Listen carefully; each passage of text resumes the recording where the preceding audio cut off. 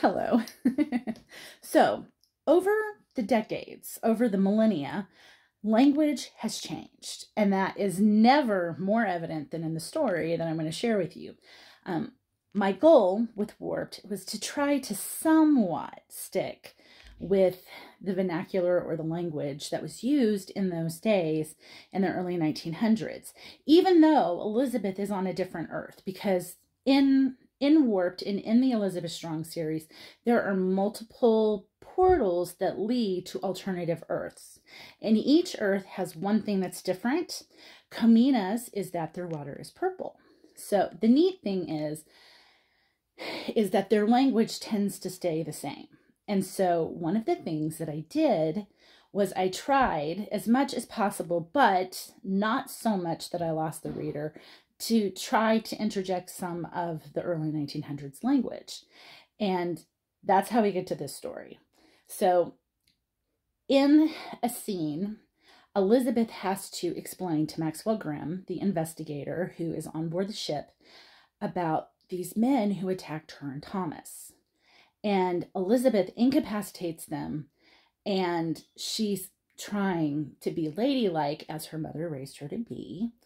And she's also being empathic, very, very aware of how sensitive men are about having their private parts injured.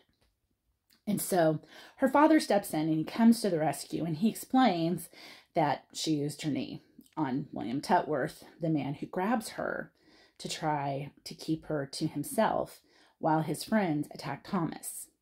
And in the story, my husband is sitting next to me and we're listening to the word read aloud function, and it says, it's like, "Well done, Miss Strong," Malcolm ejaculated, and it started to go on. He's like, wait, stop.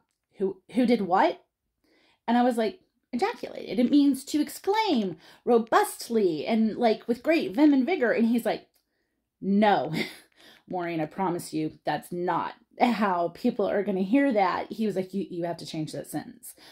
And as he was saying that, I could literally see the movie Kate and Leopold in the beginning scene where Liev Schreiber has gone back to Leopold's time, and they're talking about this building. And in that time, they called buildings erections.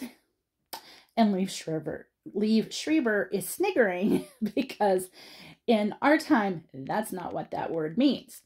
So, and I could see, I was like, you know what, you're right. So I went back and I rewrote the sentence. And that is my funny story for Warped. Have a good day.